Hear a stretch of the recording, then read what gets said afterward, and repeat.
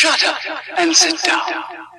You're listening to the DoD PARC podcast, the only podcast dedicated to the conservation and management of reptiles and amphibians on military lands.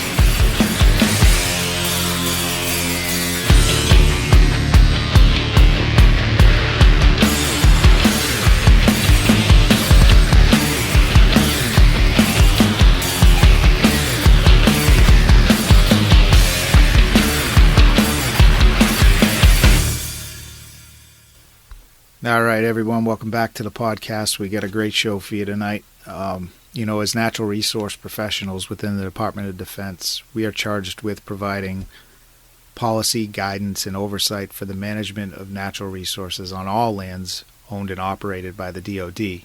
And our goal has always been to support the military's combat readiness mission by ensuring continued access to realistic habitat, while simultaneously working to ensure the long-term sustainability of our nation's priceless heritage. And one of our most important and complicated charges is supporting the protection and conservation of all threatened, endangered, and at-risk species found on military installations. So on today's podcast, Chris Peterson, Dr. Rob Lovich, and I discuss protected and at-risk reptile and amphibian species on military lands and the importance of partnerships in achieving conservation and management goals. But before we get into it, just a reminder, check out the show notes for our website, www.denix.osd.mil/DoDPARC. This is where you're going to go to find all of our products, including the recently approved and added Commander's Guide to the DoD PARC network.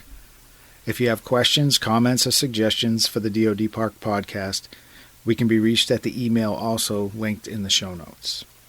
All right, that's it. Let's get into it. Episode 3, the what for. Keeping common species common. Enjoy. So before we get going, before we get really into this, I want to discuss how our strategic plan really helps us move forward with the endangered species protections, partnerships, etc. How it supports what we do. That was a slog, huh, Chris? Getting that thing done? It was years in the making. Yeah. That's a great question, Ian, and that really is the backbone of all that we do with DoD PARC. We were able to operate before that was done, but during that time that DoD PARC was getting off the ground, after we were formed, building a strategic plan and having that go through review at headquarters level of all the military services and aligning with them in that same manner by reviewing it so that they would sign off on it and buy it really gave us some structure, like I said, and is the backbone to what we do. When that was signed off on in 2015 by the Assistant Undersecretary of Defense, that then gave us the ability to implement that strategic plan and not do it outside of having something that was formally accepted and signed off on by the military services. It's been an incredible document because it does provide that support, but more importantly, it allows others to rein us in too and keep us on point.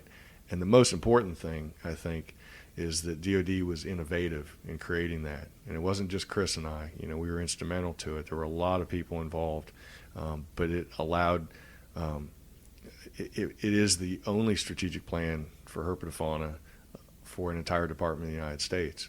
And we're hopeful that the BLM finishes theirs soon, and it was an example to them, and other federal agencies may follow suit, but it is not our primary mission, natural resource protection, yet DoD understands the importance of it and gave us their support for that. The strategic plan was just instrumental in allowing us to move forward with this program and allowing to develop partnerships outside of DoD for the conservation and management of endangered species, but also it allowed us to develop an internal partnership within DoD to pull those experts within our organization that have expertise with reptiles and amphibians together into a group where we can share information, where we can develop products to share with our network members. So we were very fortunate in that way, and DoD PARC does not work unilaterally. We work with the installation level folks all the way up to the headquarters, military natural resources personnel So we're all in coordination and moving forward together as a group with input from all groups from all levels. Chris and I are always kicking in the stables to do things with herps. That's who we are. We played with them when we were kids. We made a career out of it. But that document keeps us honest in the sense that DoD PARC sends their traffic top down through the headquarters and the military natural resource personnel in that manner. And that, not to get too far in the weeds, but that taught Chris and I a lesson because it keeps us honest to the extent that we're not creating unfunded obligations by reaching out to people and asking for their support on this or that. By going through the military service headquarters folks and down to the specific issue or installation or whatever it is, we're able to do it in proper fashion and still able to accomplish what we need to do, but there's a flow to that. And so within a bureaucracy, they've streamlined that flow for us, and they totally have our support. Or I'm sorry, we have their support, fortunately, both ways, of course, but that's been really instrumental in navigating that and creating a manner for DoD PARC to operate as a result of that plan. All right. So here's some cold, hard facts coming at you, Ian.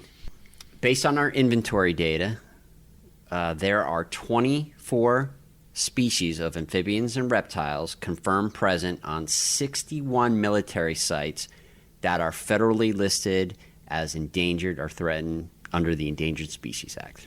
A little shy of half those species are turtles, and of those turtles, sea turtles make up the majority of that group. In fact, the most common endangered species on DoD lands is the loggerhead sea turtle. The Army has the most endangered species on their lands, and Eglin Air Force Base is the single installation that has the most endangered species with a total of 6.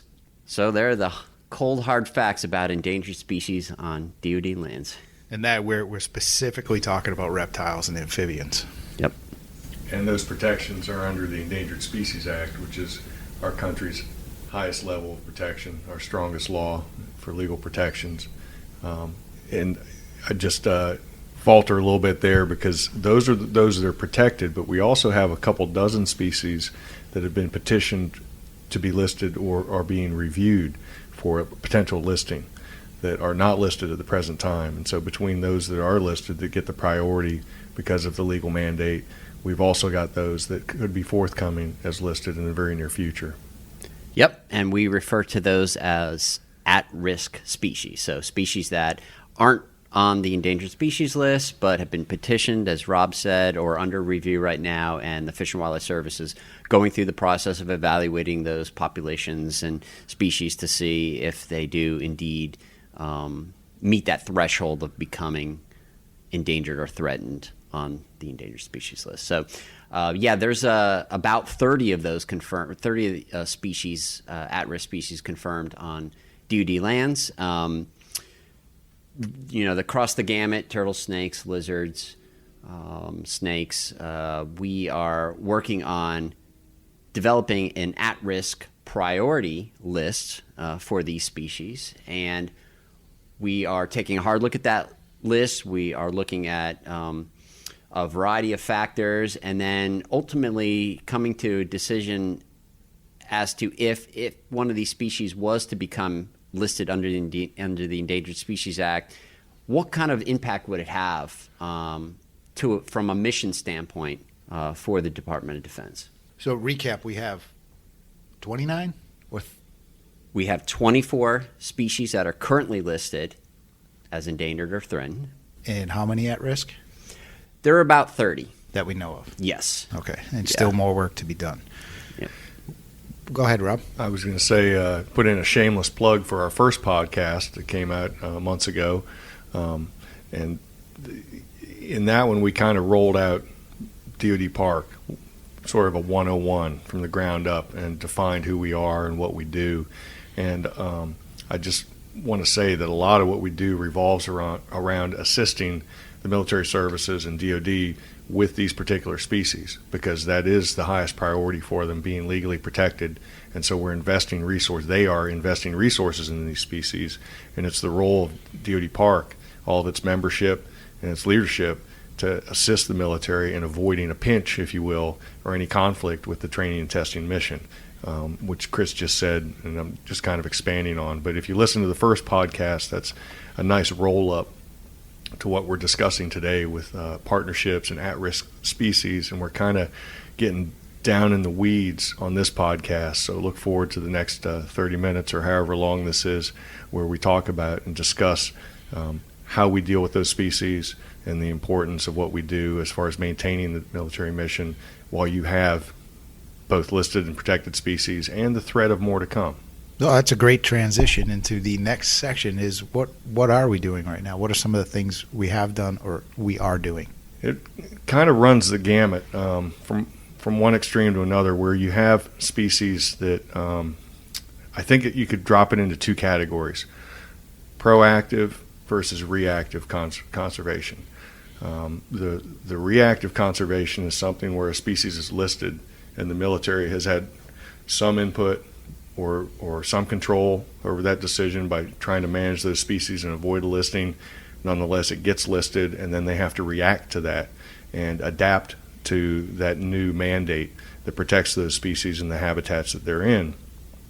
Then for those species that are petitioned for listing or may still be common and not even at risk, that's where DoD PARC comes in to plug in proactive conservation to try and get ahead of the curve and see what we can do and what we've learned from past listings and the declines of species to try and stop that and get the right stakeholders and share the burden across the right stakeholders to keep those species at or improve their populations to avoid the protections that have come under the Endangered Species Act for those other species. And one of the most important products that we produce in support of proactive conservation for at-risk species is the development of our best management practices documents. So we focus on species that are at risk, and then we develop these proactive best management practices documents which specifically list management actions which benefit these species. And DoD PARC has produced 3 of these documents so far. We've produced one for the spotted turtle, one for the gopher frog, and one for the wood frog. And now these are at-risk species that are very prominent across the DoD landscape. And if any one of those was to be listed, it could have a significant impact on military readiness. So we're doing everything we can now to provide tools to the installation natural resources managers that they can use to implement and help to prevent the decline of these species. That's one of the products, Ian. I guess I didn't fully answer your question. Chris totally nailed it there, but just defining those categories of what the military is doing proactively or reactively, and then we roll out the tools and the products and develop the partnerships that address those situations for species. It's kind of funny. I didn't see myself in this role in college or when I was becoming a herpetologist or even early days with working as a biologist in the military, but I've sort of become a biopolitician. So when you're talking about, I use the term stakeholders, which is one word that really addresses a real big variety of folks and entities that have a stake in the conservation of those species and the management of it or ownership of it, either the land that they occur on or maybe they have them in collections as a zoo, or maybe it's an NGO or conservation group that's really focused on those species and is trying to address things, but they may not own the land. Bringing all those folks together and doing that as DoD, as yet another stakeholder who is entitled or who is required to manage their landscape for those species at an ecosystem level, is really an interesting and dynamic sort of way that DoD PARC can integrate with the community outside of our fence line and look at it holistically at the whole species. And so we do have specific products, but the real key, all that probably comes across a little ambiguous what I'm saying, but those partnerships and the people you talk to and the emails and the meetings that you form eventually may roll up to things like the flat-tailed horn lizard, the range-wide management strategy that's been in play for under a conservation agreement with U.S. Fish and Wildlife Service with a number of different agencies for over 20 years. Those people have voluntarily come together, BLM, California State Parks, Bureau of Reclamation, the Navy, the Marine Corps, et cetera. There's a number of agencies involved, and those kind of partnerships, when people put their heads together for a single species, can form really important collaborations. And in that particular instance, that species has not been listed, even though it has, folks have petitioned for it, and it's been through the federal courts 4 different times. And one time recently, it was petitioned for listing under California state law. And so that's a partnership. Those folks got together and they did something very formal with a conservation agreement under U.S. Fish and Wildlife Service. And from that, a voluntary agreement has manifested itself in very tangible ways to conserve that species, to monitor it, and to do that across multiple landowners and stakeholders. So I just wanted to mention that. There's a number of other species too. The western pond turtle is a couple years into developing a range-wide conservation coalition between Oregon, Washington, California, and Mexico, with federal, state, and NGOs involved across all those areas, and Nevada. Sorry, don't mean to leave Nevada out, but again, the state wildlife agencies, the federal stakeholders, some private, some NGO, and they're doing good things for that turtle. And those kind of partnerships are really important to develop, because if it was listed as an endangered species, all of that would be then forced upon the U.S. Fish and Wildlife Service, who is then in charge of recovering that species from the Endangered Species Act. And that's a very tall burden for any single agency. And so DoD PARC is constantly working to develop these partnerships, to maintain them, and looking for other vulnerable species and situations where it might be beneficial to forge that kind of partnership that has to have duration, and it has to have attention from all those stakeholders to really do something that tangibly benefits the species. Otherwise, it's just a lot of people in a room talking. And so I've covered a lot of ground there in the last couple paragraphs, if you will, but the partnerships that we develop, and that's the P in DoD PARC, and forging those partnerships for very specific species and actions that proves most beneficial through time, we think. And Rob gave 2 excellent examples of how DoD PARC has been involved in partnerships on the West Coast with the flat-tailed horned lizard and the pond turtle. On the East Coast, we've also been involved in an initiative called the Longleaf Arc Project, and this is being run out of the University of Georgia. And the objective of that project is to gather data and come up with strategies to assist with 5 at-risk species: the gopher frog, the gopher tortoise, the striped newt, the southern Florida pine snake, and the southern hognose snake. The southern hognose snake, there was a determination recently where that species was determined not to be added to the endangered species list, which was great. But DoD PARC has been involved in that effort, the Longleaf Arc Project, for the last 2 years, and we've been contributing information and participating in meetings. And the data from this project will be used to develop species status assessments for these species. So, just another example on how we are working outside of our agencies to help species at risk.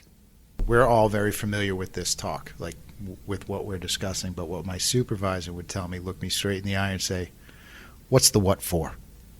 Can we break this down into simpler terms? That why is it important that we be proactive? What happens to military readiness and the flexibility of a mission if a species gets listed? It gets very expensive. Not only does it require more because now it's legally protected and you are forced to do particular things whenever you engage that species. That means your land use, whatever that is, on its habitat or potentially impacting that species. You now have to have authorization to conduct those activities, and that requires a lot of paperwork and the approvals from the U.S. Fish and Wildlife Service. That paperwork takes time and money to produce. Time equals money.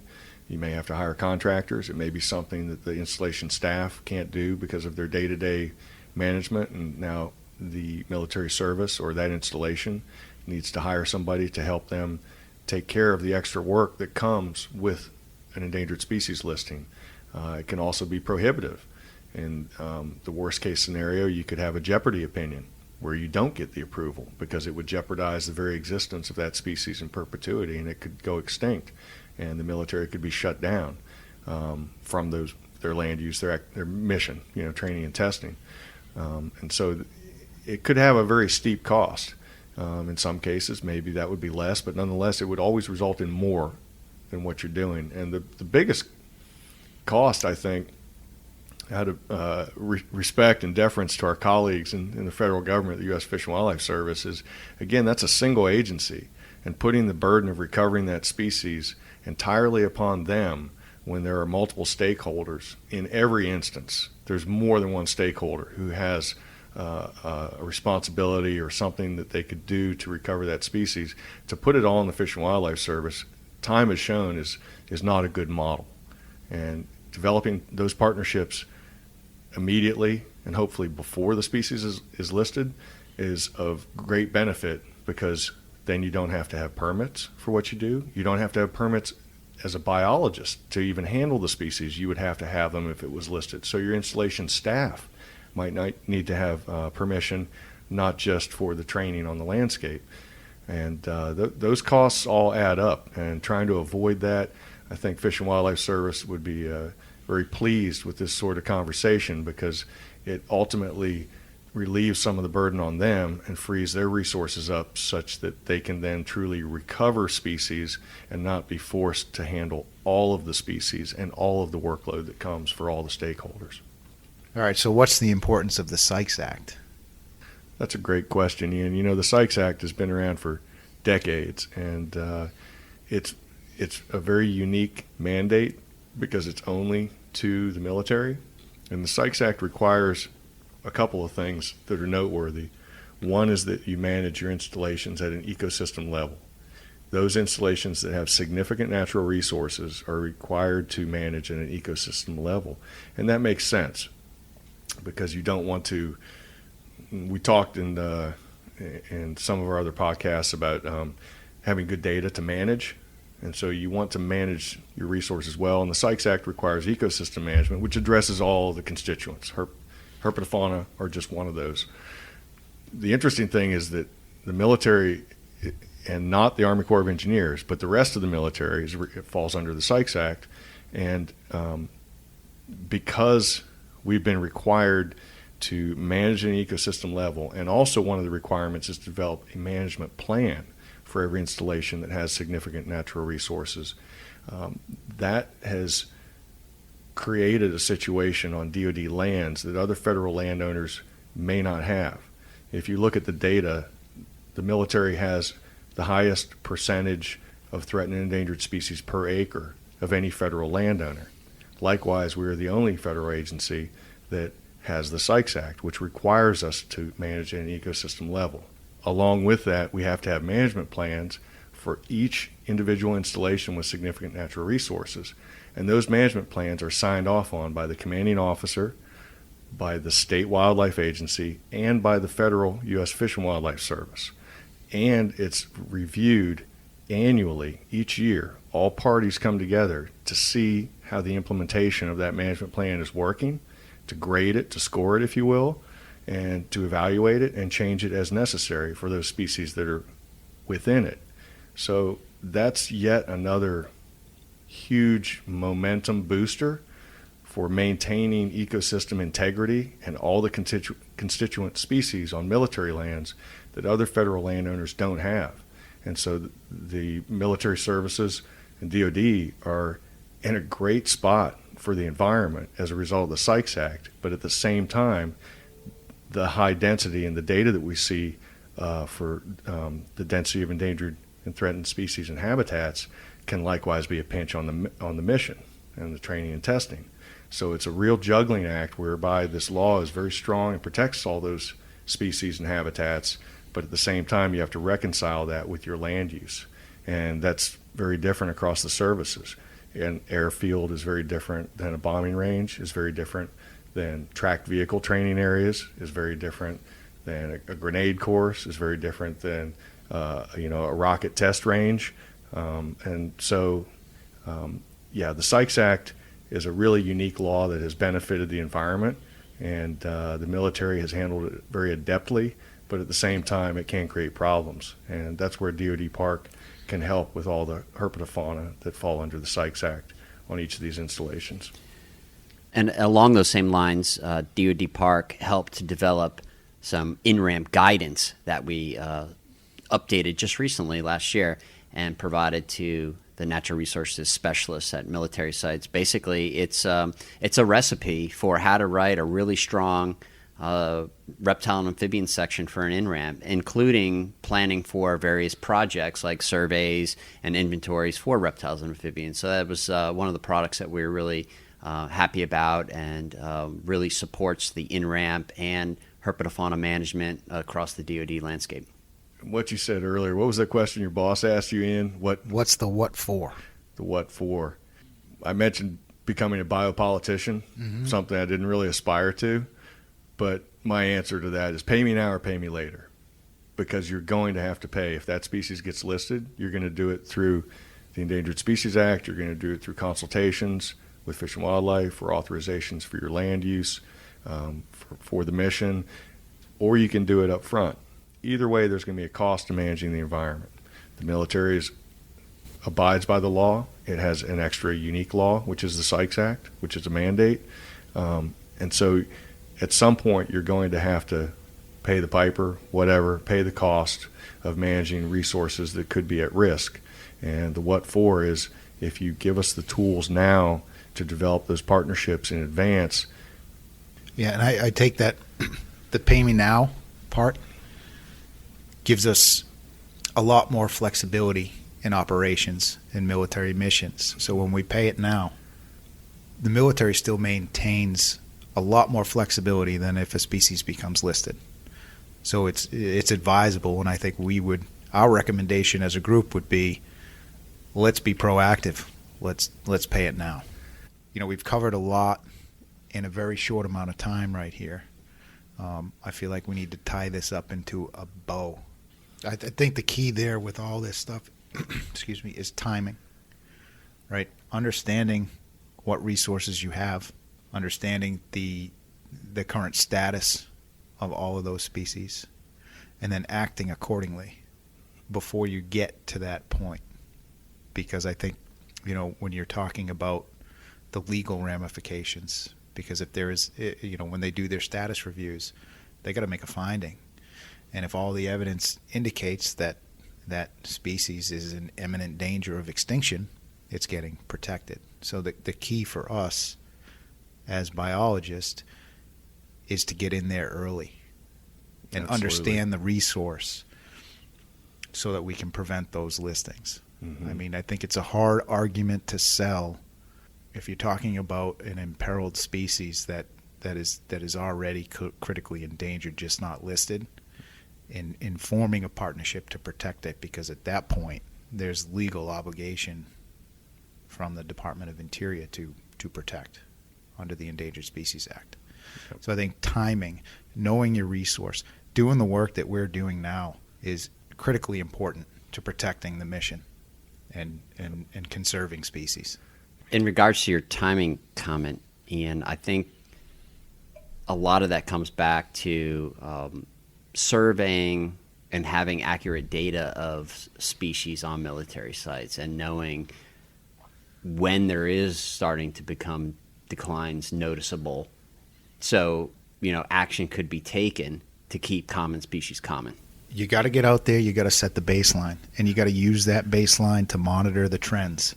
And only then can you really put together a full picture of what's happening on that installation.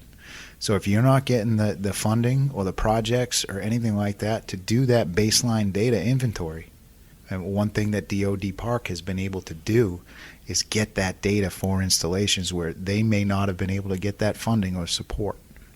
And you know, it's funny, I've said it before, and I don't think people like it because I don't really get reminded that I've said it, but I really view conservation as a four-letter word until it's been validated. A lot of people lead with the word conservation without understanding what the status of that particular resource or species is, or habitat. We got to save it. And as a scientist, you have to think critically. And you have to be independent. Well, you have to be married to the scientific method. You have to develop a hypothesis, and ultimately trying to figure out what occurs on your landscape is doing some science, to figure out those numbers. They're fluid and change all the time. And what is the status of that species? What is it truly? Can we harvest it? How many can we lose before the scales tip and it's no longer a population that maintains itself? Those are all really important questions ultimately that lead to thinking with your head and with the data, but not with your heart. Because a lot of people really get caught up in that, and they perceive that species are endangered that may not have the data to show for it. And also, I'm not going to give a tutorial on the Endangered Species Act, but species that are threatened with becoming endangered. Species that are endangered are threatened with becoming extinct. And if you're going to list something under the Endangered Species Act, it has to meet those criteria. And a lot of times people see widespread species that have had massive declines, but yet it's still very widespread and there's a lot of numbers. They may be a lot lower. They may be a heck of a lot lower than they were historically, but they're not threatened with extinction. And maybe they're not threatened with becoming endangered. But people lean towards protection, I think, as a result of letting their heart influence their head. And we have to be careful of that, and we have to put our resources, we don't have infinite resources for protection of species. We have to put those where they matter, and considering the military has the highest density of threatened and endangered species of any federal landowner, that means we have a lot of resources spread thin, even though we're blessed with having pretty good budgets each year and the ability to have staff to do a lot of our work with those species. It's important to understand, lead with your head and the data, and if you don't have the data, get the data and then make a decision from that. Well said. So I like to close out every discussion we have with any final thoughts. We'll start with Chris. My final thought on this topic is that partnerships are the way of the future for conservation. No single agency or entity can do it on its own, and partnerships are the way of the future. And DoD PARC is riding that wave, and we're certainly open to partnerships with any agency that wants to get with us and help herps on military lands.